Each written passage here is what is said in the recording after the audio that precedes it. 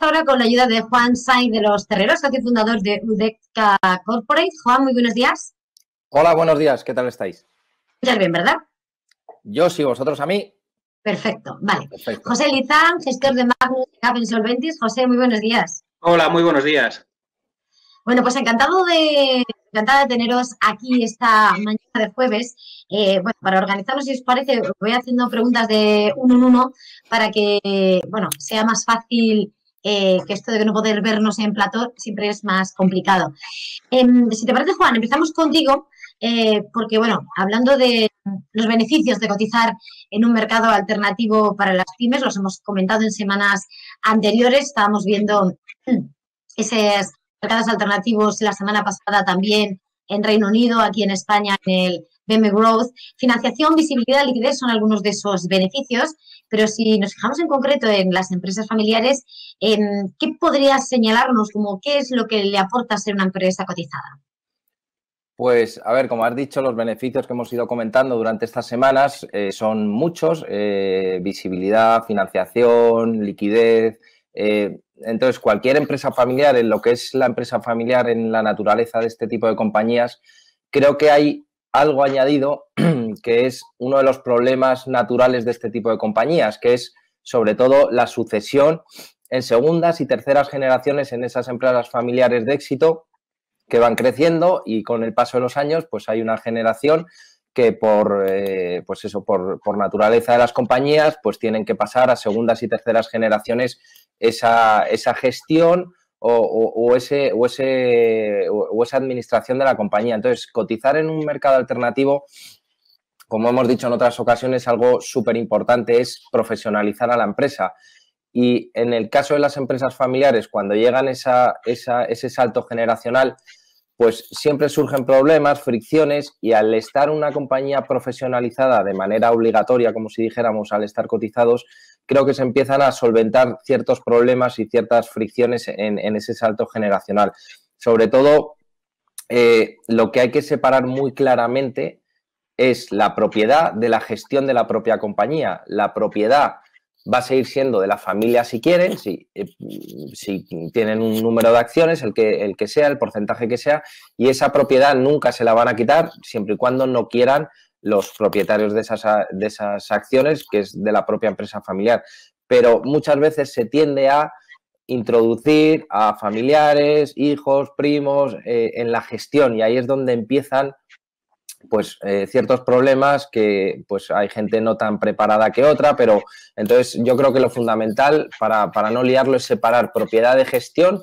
La propiedad va a seguir siendo de esa compañía, se va a profesionalizar la empresa, se va a meter a un equipo directivo, se va a meter a un consejo de administración, gente preparada, gente independiente que lo que va a buscar es el futuro de esa compañía. Por otro lado, estará la propiedad de la compañía y de esas acciones, que va a seguir siendo la familia, y luego al estar cotizado en esas segundas, terceras o cuartas generaciones, ya los propietarios de esas acciones, al estar también, como digo, esa empresa cotizada, ya podrán decidir si quieren seguir siendo propietarios de esa empresa familiar en el porcentaje que sea, si vender las acciones, si no. Pero aquí lo importante creo que es el futuro de las compañías, y que es una pena que con el paso de los años este tipo de empresas familiares de éxito, por un tema generacional, pues caigan o surjan problemas o incluso lleguen a liquidarse o desaparecer o venderse mal por un tema solo generacional. Entonces yo creo que esos son los beneficios fundamentales para las empresas familiares. Pues ahí está ¿no? Lo que es apostar realmente, no solamente por el cariño, ¿no? Sino que hay que mirar también pues, lo que es el negocio. José, si te parece, has comentado aquí en ocasiones que uno de los puntos que perjudica la inversión en microcaps, como son las empresas cotizadas en BM Growth, es la falta de información y de análisis de terceros. Por otro lado, esta falta de análisis y de visibilidad de estas compañías por parte de los inversores deja muchas oportunidades de inversión. Desde la experiencia, ¿cómo abordas el análisis, la inversión en microcaps, y qué aspecto diferencial observas en este tipo de compañías? Bueno, yo creo que es un mercado incipiente en España, no tanto en otros países, y creo que tuvimos quizás un mal comienzo, ¿no? Cuando se lanza el antiguo MAP, actual BM Growth, pues hubo una serie de escándalos, ¿no? de empresas cotizadas que lastraron mucho el funcionamiento, pero creo que ha cambiado mucho. En los últimos 18 meses creo que ha habido un cambio para bien importantísimo. Creo que hay mucha más cobertura a día de hoy de lo que había hace años en el mercado. Creo que hay mucho más interés por parte de las casas de análisis de buscar dar producto nuevo a los inversores. Al final, España es un mercado, por desgracia, que ha vivido de espaldas al mercado de capitales. Hemos vivido bancarizados y con una financiación bancaria casi 100%, y lo sufrimos en la crisis del 2008 y lo vimos con muchas empresas a los balances de los bancos contraerse y no poder dar financiación, sufrían muchísimos problemas, y creo que y ahí fue el pistoletazo de salida para que BME lanzara MARF, ¿no?, para la parte de renta fija, y el antiguo MAP o el actual BME Growth, ¿no? Y yo creo que ha habido un cambio de chip enorme en los últimos 18 meses, como digo. Creo que está habiendo un montón de apetito de compañías por salir. Ya no se ve BME Growth como un mercado de último recurso, ¿no?, que era un poco, y por eso los fracasos iniciales, ¿no? Se buscaba financiación de último recurso, y ya se está viendo como un mercado, pues, para buscar financiación para proyectos de crecimiento, para integración, para, como decía Juan, para dar salida a problemas de liquidez dentro del accionariado de los grupos. Y yo creo que ha cambiado muchísimo el chip y la cobertura también. Cada vez vemos más casas de análisis prestando atención a las compañías que salen, cada vez vemos compañías de mayor dimensión, cada vez vemos operaciones más interesantes y de más calado en el mercado, y creo que esto va a ir solo a más. O sea, creo que es solo el comienzo. Fue un mal comienzo, creo que ha habido un punto de inflexión. El cambio de nombre del mercado yo creo que es interesante como una nueva etapa, ¿no?, de BME Growth, y creo que esto ha venido para quedarse, ¿no? Y creo que esa información cada vez es mayor y cada vez hay mayor cobertura. Sí que es verdad que muchas veces la falta de cobertura genera la oportunidad, ¿no? El estar fuera del radar de los inversores genera muchas veces oportunidades, ¿no? Pero yo creo que va a ser un mercado que se va a desarrollar mucho y que se va a utilizar mucho, y creo que es muy positivo el desarrollo, desde luego. Le estás diciendo cómo está explorando, ¿no? Y digamos que se le está dando el peso que merece, ¿no? Un mercado como el del BME Growth destinado no solo a los grandes, ¿no?, sino que se abría el mercado a pequeños y grandes, ese sello de calidad que le hizo cambiar de MAP al BME Growth. Y precisamente en esos movimientos que estamos viendo y en ese interés que va aflorando, Juan, hemos visto corporativas, incluso la OPA entre la salud y recursos humanos. No sé qué novedades al respecto. Si continúan las operaciones corporativas, ¿qué novedades podemos tener esta semana? Sí, a ver, pues es que está siendo muy activo. El BME Growth y las empresas están siendo bastante activas y con bastante éxito en este corto espacio de tiempo de este 2020 y 2021.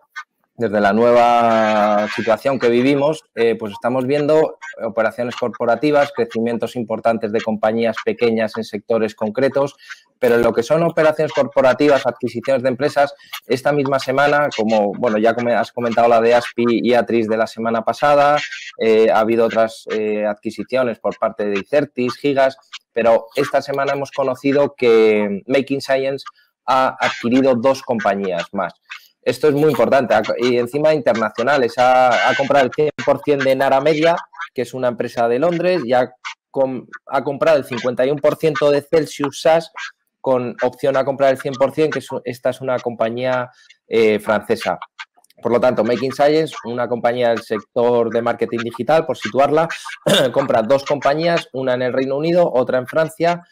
Y esto es lo que aporta también cotizar. Lo hemos dicho, visibilidad, financiación, pero el poder crecer de manera orgánica por un lado y de manera inorgánica adquiriendo compañías. Y esto no es fácil.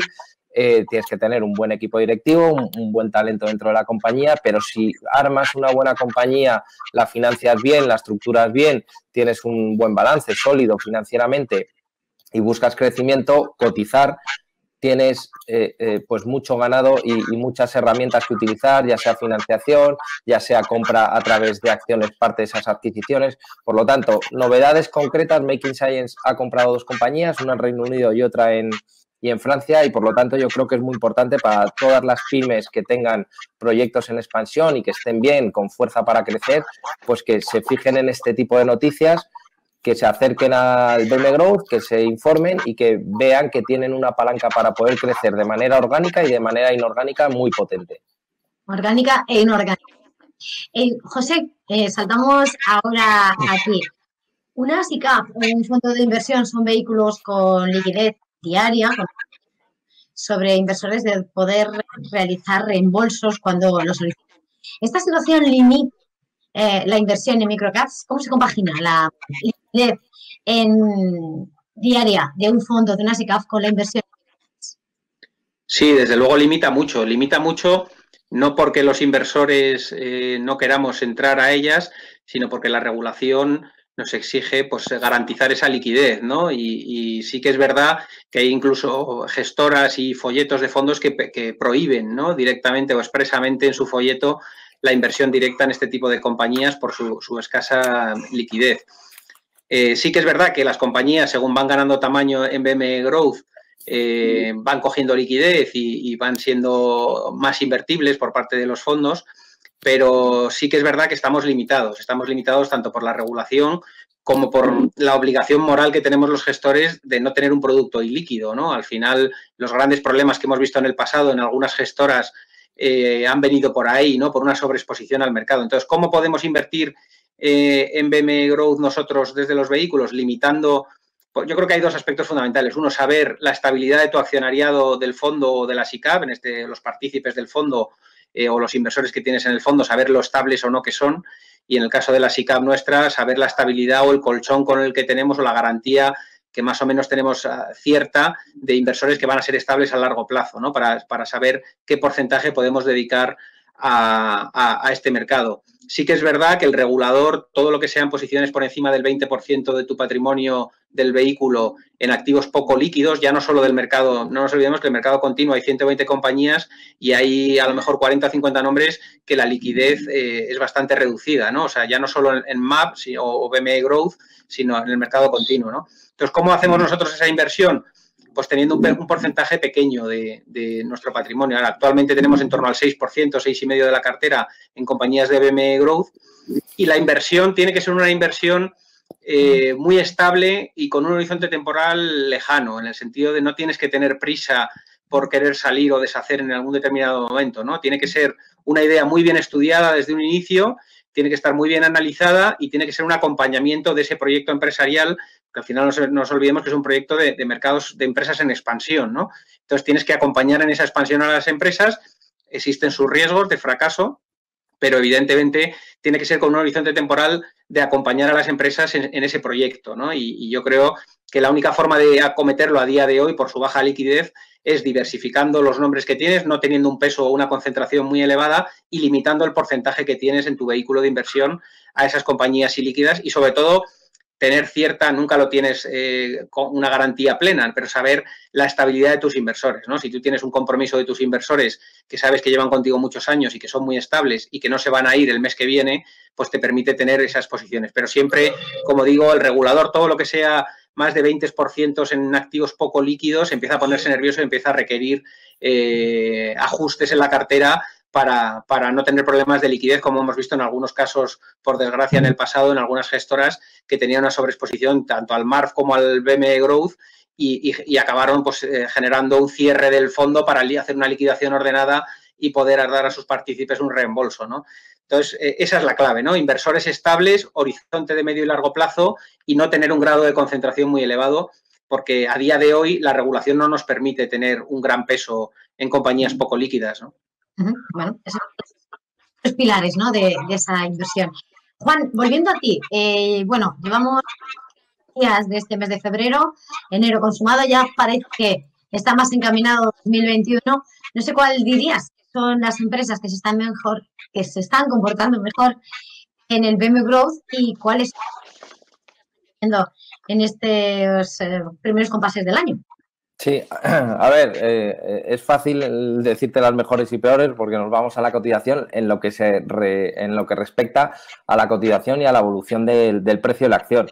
Las tres mejores en lo que llevamos mes y medio, como si dijéramos, de 2021, pues son ADL Bionatur con un más 80% de subida en lo que llevamos de año, luego está Medcontech con un más 58% y luego está Making Science con un más 44%. A lo que voy, en el BME Growth hay 40 en números redondos, 40 compañías, empresas en expansión. Por otro lado están las OCIMIs. Y lo bueno es que cuando suben y cuando van bien y cuando demuestran o tienen el beneplácito de los inversores, las compañías suben y mucho. Y evidentemente lo hemos dicho ya muchas veces, aquí tenemos 3 compañías que en mes y medio están por en torno al 50% o más. Por el lado negativo tenemos también caídas importantes, que vamos a decir las 3 que peor lo han hecho en este mes y medio, pues IFE con una caída del 28%, FaceFi con una caída del 23% y Jeidanet con una caída del 15%. Esto que voy a decir a mucha gente le chirría y le suena mal. Se puede perder por compañía al 100%. Esto es como decir, tenemos que tener claro que cuando invertimos en microcaps, si sale la inversión mal, tenemos que tener en nuestra mente, como si dijéramos, que podemos llegar a perderlo todo. Por eso, también lo decía José, hay que limitar cada uno en el porcentaje de su cartera lo que entienda adecuado para su perfil de inversión. Pues unos estarán más expuestos, otros menos, estar en varias compañías. Pero la parte buena es que no es que ganes el 100% cuando salen bien las inversiones, es que ganas el 100, el 200, el 300, el 500%, como hemos tenido ejemplos muchos. Ya en el BM Growth Making Science ha multiplicado por 5 su cotización en menos de un año y Certis por 4, por 5 también en año y medio. Tenemos muchos ejemplos de compañías que multiplican por varias veces su cotización al cabo de los años, pueden estar un tiempo estables o sin moverse, incluso con caídas importantes, pero luego con el paso del tiempo y demostrando que tienen buenos proyectos y buena ejecución de esos proyectos de negocio, las compañías suben. Por lo tanto, en este mes y medio tenemos que acostumbrarnos en las microcaps a estos movimientos elevados, como si dijéramos. Pues tenemos a 3 compañías por encima, por el entorno del 50% por encima, y a otras 3 que, bueno, en este caso son caídas del 28, 23 y 15%, que es lo que hay en este tipo de compañías. Podrán caer más, pero las buenas, si haces una buena diversificación y seleccionas por lo menos algunas que vayan bien, pues entiendo que van a compensar muy mucho las malas. Pero bueno, estos son los nombres: ADL Bionatur más 80, Medcontech más 58 y Making Science más 44. Y por el lado negativo, IFE 28% de caída, FaceFi 23% y Jeidanet un 15% en lo que llevamos de 2021. En cuanto a, José, quería preguntarte, bueno, España es un país que protege de pymes, la financiación y el reducido tamaño de muchas son 2 de los problemas generalizados a los que se enfrentan en su día a día.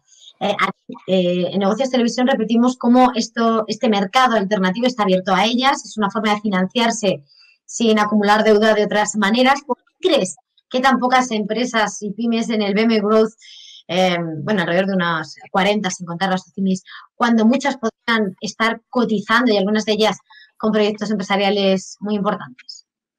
Bueno, como apuntaba al principio, por la elevada bancarización del país, ¿no? Pues es que España, no solo BM Growth, o sea, el mercado continuo creo que goza de 130 compañías cotizadas. En el ADN americano, por poner un ejemplo, ¿no? O inglés, la gente monta una empresa y en mente tiene salir al mercado de capitales en cuanto pueda, ¿no? En España es todo lo contrario, ¿no? Nunca se ha dotado, yo no sé si es por la regulación o por el exceso de bancarización, de financiación de mercados de capitales más que para grandes corporaciones, ¿no? Y para grandes nombres, pero se ha vivido de espaldas totalmente. Luego yo creo que hay otro tema que frena un poco todo este tema, como apuntaba Juan, son los costes de cotizar. Al final, la salida, más o menos haciendo números, son unos 400.000 euros, 450.000 euros lo que te cuesta salir a cotizar al MAP o al BM Growth, pero además hay que añadirle los recursos que tienes que dotar internamente de tu compañía para hacer el reporting, para hacer la comunicación, para tener un IR, una relación con inversores fluida, para hacer una comunicación y presentaciones para el grupo, con lo cual tienes que dotar unos costes fijos en tu compañía o unos recursos destinados al mercado de capitales. Pero bueno, yo creo que si uno pusiera costes-beneficios en la balanza, desde luego sería un mercado a desarrollar, ¿no? Y yo creo que tanto reguladores como banca de inversión están tratando de romper esa barrera de los últimos años, ¿no? Y yo creo que el lanzamiento, además fue Luis de Guindos cuando estaba de ministro de Economía, apostó mucho por el dinamizar el mercado de alternativo de renta fija, sobre todo para romper solo la financiación bancaria con la que llegamos a 2008, y eso va gozando de un éxito, y el MARF yo creo que va un poco anticipando lo que está pasando en BM Growth, ¿no? El MARF fue un éxito y cada día hay más bonos listados en MARF y cada día hay más compañías que usan el MARF para financiar sus proyectos, y yo creo que eso va a ir en aumento, ¿no? Y debería fomentarse desde las instituciones el que así sea, ¿no? Y yo creo que también hay otra barrera que ahí tenéis mucho vosotros que aportar, que es el miedo a la comunicación del fracaso, ¿no? Creo que en otros países, en otras culturas, el fracaso empresarial no es tan señalado, ¿no? Con el dedo. En España, por nuestra forma de ser los españoles, pues rápidamente cuando alguien fracasa se hace mella sobre la imagen. Y destacar lo que decía Juan, o sea, aquí es un mercado en el que son proyectos de riesgo, son proyectos de expansión, son proyectos de búsqueda de financiación para acometer planes agresivos de crecimiento, y hay una probabilidad de error, ¿no? Y yo creo que lo que tenemos que hacer todos los inversores y toda la cultura y los medios de comunicación es el perder el miedo al fracaso, ¿no? Perder el miedo a que un proyecto sea fallido, porque en el día a día, en el mundo no cotizado, hay miles de empresas que se crean y que se cierran, y miles de fracasos empresariales, ¿no? Y no pasa nada. La economía es así, el mundo es así, la vida es así, y creo que desde los medios de comunicación tenéis un papel importante ahí que hacer, que es el transmitir o comunicar que esto puede pasar, que entra dentro de lo normal, que un porcentaje grande de las compañías que salgan a BM Growth fracasarán porque son proyectos ambiciosos de expansión y de riesgo y de búsqueda de financiación para cosas normalmente novedosas o sectores normalmente novedosos. Y creo que esa es la barrera que tenemos que romper, ¿no? No solo la económica o la barrera cultural en el sentido de la poca uso del mercado de capitales, sino también el miedo al fracaso empresarial o el miedo a la exposición mediática por un fracaso, ¿no? Y creo que eso es difícil de cambiar porque va en el ADN o la cultura española, ¿no? De rápido al fracasado le señalan. Pero creo que ahí hay una labor importante que hacer y una barrera que romper, y creo que poco a poco se va a ir rompiendo. Pues tendremos que romper prejuicios y colaborar con esa educación también, ¿no? Perder miedos al fracaso. Juan Saiz de los Terreros, fundador de Udecta Corporate, y José Lizán, gestor de Magnus y CAF en Ventis. Muchísimas gracias por acompañarnos aquí en Negocios Televisión y feliz jornada. Gracias.